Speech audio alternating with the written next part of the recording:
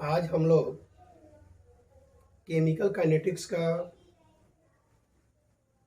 तीसरा लेक्चर पढ़ने जा रहे हैं, जिसमें हम लोग पढ़ेंगे factor affecting rate of reaction. मतलब कौन कौन से ऐसे फैक्टर हैं जो रिएक्शन की रेट को इफेक्ट डालते हैं। हेडिंग डाल लीजिएगा, फैक्टर इफेक्टिंग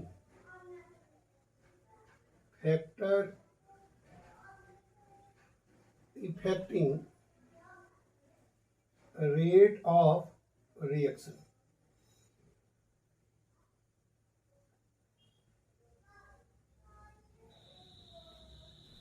सबसे पहला फैक्टर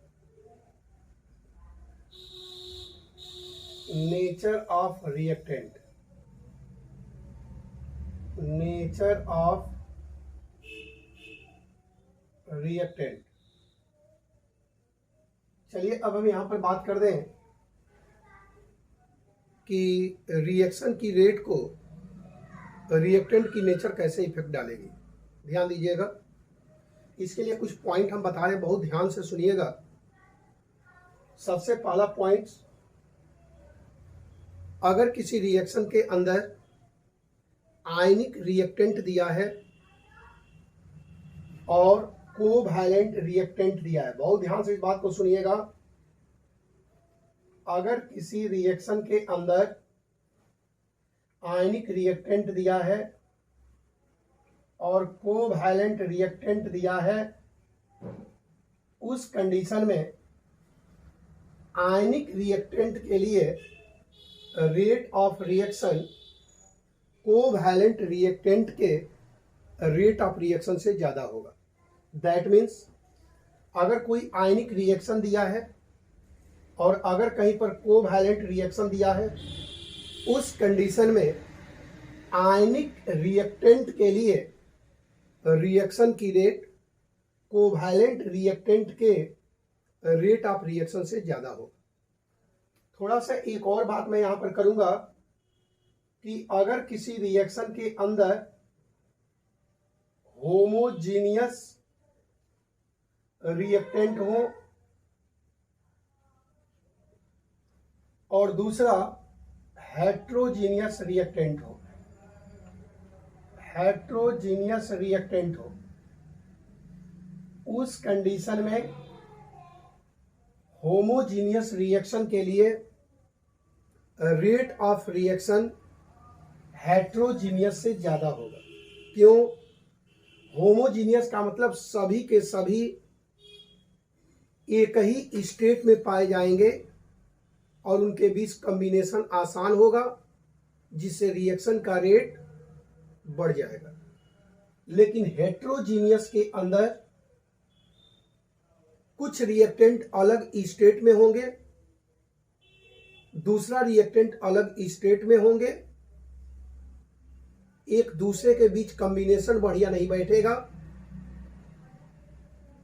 और रिएक्शन आगे की ओर प्रोसीड नहीं करेगी, जिसके कारण रिएक्शन का रेट घट जाएगा। मेरे कहने का मतलब है कि अगर कोई भी होमोजीनियस रिएक्शन दिया है तो उसके लिए रेट ऑफ रिएक्शन हेट्रोजीनियस के तुलना में ज्यादा होगा। यहां पर एक कंसेप्ट बहुत ध्यान से सुनिएगा कि जनरली जो रेट ऑफ रिएक्शन होती है, जनरली जो रेट ऑफ रिएक्शन होती है वह directly proportional to 1 upon stability of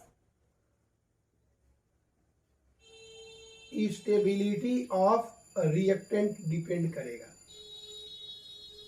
मेरा कहने का मतलब है कि अगर किसी रिएक्शन के अंदर रिएक्टेंट का स्टेबिलिटी कम है तो वह आसानी से प्रोडक्ट में बदल जाएगा और वहां पर रिएक्शन की रेट बढ़ जाएगी। दैट मीन्स रिएक्टेंट की स्टेबिलिटी हमेशा कम होनी चाहिए रिएक्शन की रेट को इंक्रीज करने के लिए। यहां पर एक कंसेप्ट और मैं बताऊंगा कि रेट ऑफ रिएक्शन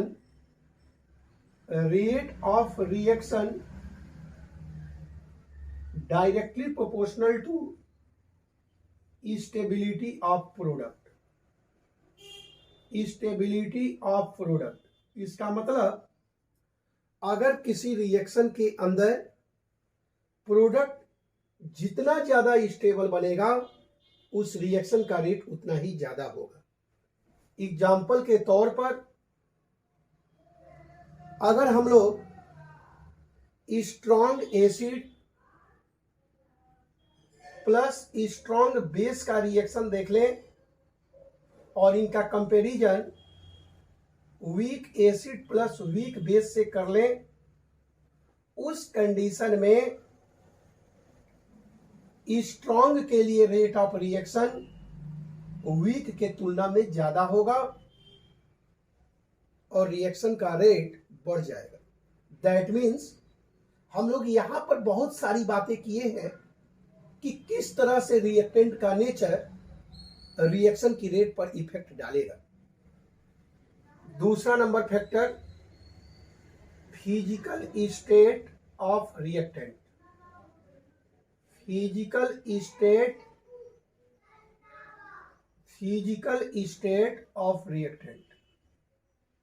चलिए इस फैक्टर को ध्यान से देखिएगा। मैं यहां पर बात करूं कि दुनिया में जितना भी सब्सटेंस है उनका तीन ही फिजिकल स्टेट होता है। पहला सॉलिड, दूसरा लिक्विड और तीसरा गैस। अब यहां पर ध्यान दीजिएगा,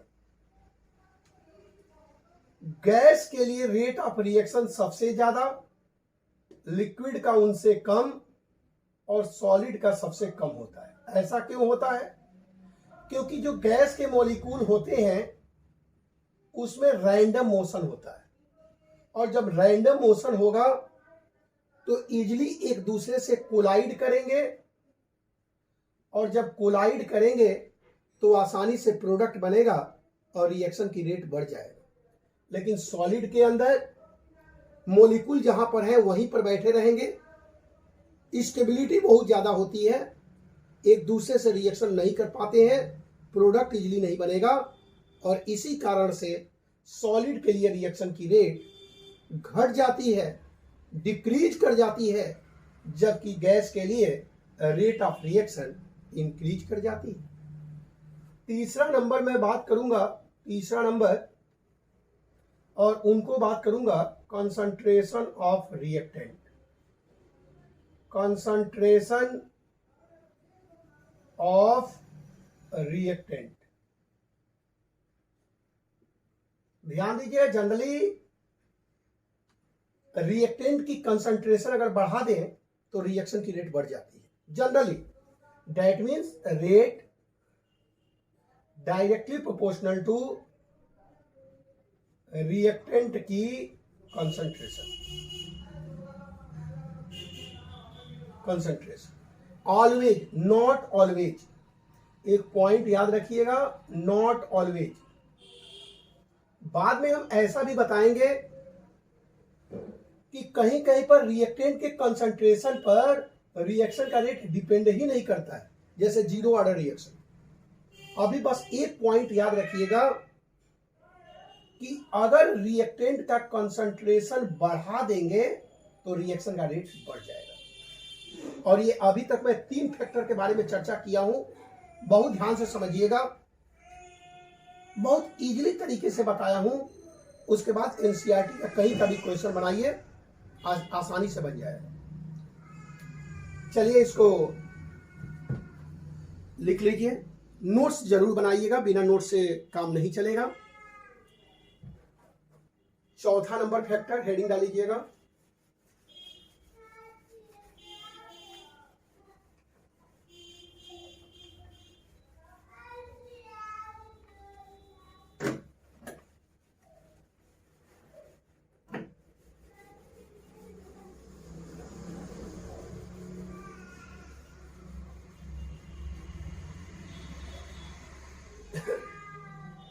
चलिए चौथा नंबर फैक्टर लिख लीजिएगा, सरफेस एरिया। सरफेस एरिया, ध्यान दीजिएगा। रेट ऑफ रिएक्शन की अगर हम बात कर लें तो रेट ऑफ रिएक्शन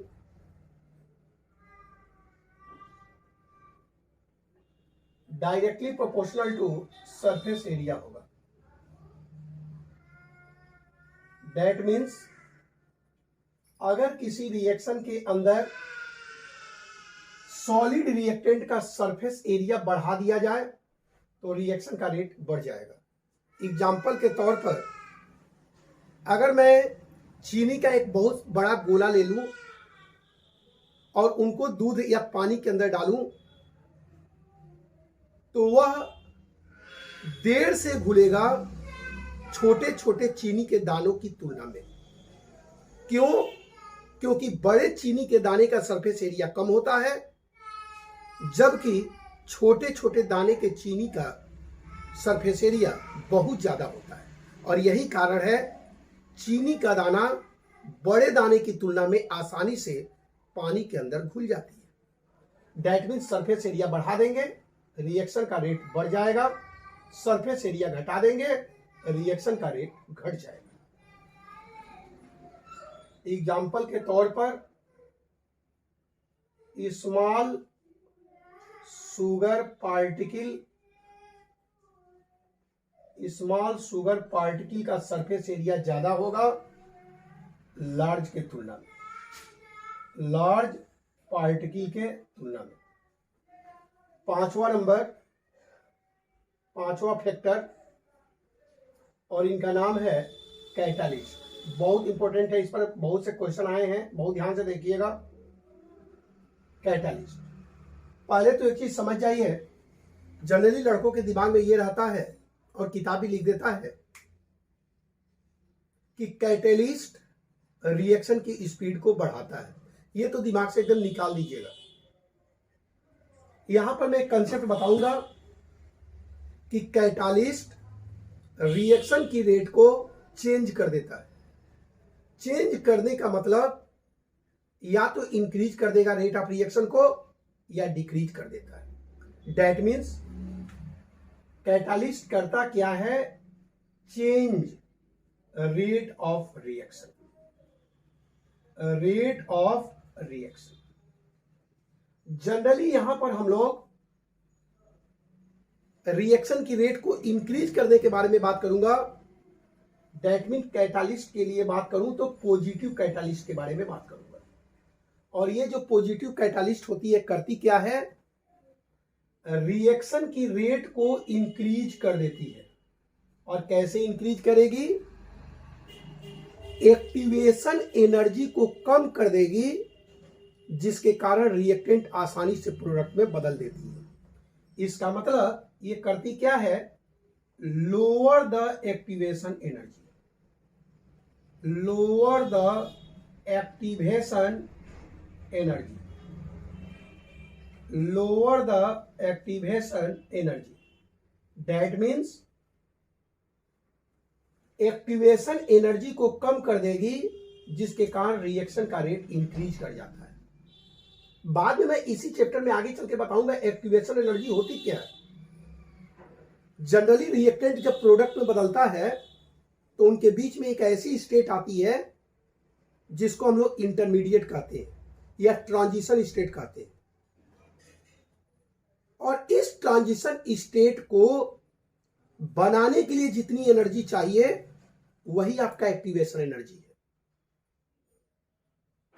और यही एक्टिवेशन एनर्जी जब कम कर देगी तो रिएक्टेंट कम एनर्जी लेकर के ही प्रोडक्ट में आसानी से बदल जाती है। छठवां number, 6 number factor, last number, और इनका बात करूंगा मैं टेम्परेचर। वैसे हम लोग आगे चल करके इस पूरे चैप्टर को इसी के ऊपर बार बार पढ़ेंगे और कंसंट्रेशन के ऊपर, लेकिन अभी जनरली समझ लीजिए कि rate of reaction directly proportional to temperature. मतलब अगर टेम्परेचर को इंक्रीज कर दिया जाएगा तो रिएक्शन का रेट बढ़ जाएगा। क्यों? क्योंकि जैसे टेम्परेचर बढ़ाएंगे मॉलिक्यूल का काइनेटिक एनर्जी बढ़ेगा, काइनेटिक एनर्जी बढ़ने से स्पीड बढ़ेगा और स्पीड बढ़ने से मॉलिक्यूल के कोलिजन का चांस बढ़ जाएगा और जैसे कोलिजन का चांस बढ़ेगा रिएक्शन की रेट बढ़ जाती है। जनरली इस बात को जिस साइंटिस्ट ने बताया था उसका नाम था ऑर्हिनियस और इन्हीं के नाम पर हम लोग इसको ऑर्हिनियस इक्वेशन कहते हैं। और क्या होती है ऑर्हिनियस इक्वेशन? यह एक ऐसा इक्वेशन है जो रिएक्शन की रेट को टेम्परेचर के डिपेंडेंसी को बताता है। That means K is equal to A into e के power minus EA by RT। बाद में बहुत डिस्क्राइब रूप से हम इसके बारे में बात करेंगे इसी चैप्टर में आगे, लेकिन अभी जान लीजिएगा कि आर्हिनियस इक्वेशन होती क्या है। तो K बराबर A इंटू ई के power minus EA by RT। यहां पर K एक रेट कांस्टेंट है, A प्री एक्सपोनेंशियल फैक्टर है, EA एक्टिवेशन एनर्जी है, R एक कांस्टेंट है और T टेम्परेचर है। यहां पर एक फैक्टर मैं लास्ट में बात करूंगा, वैसे किताब में नहीं दिया है लेकिन क्वेश्चन पूछा गया है, और यहां पर बात करूंगा लास्ट नंबर फैक्टर, इसको बोलूंगा इंटेंसिटी ऑफ लाइट। बहुत ध्यान से समझिएगा, इंटेंसिटी ऑफ लाइट।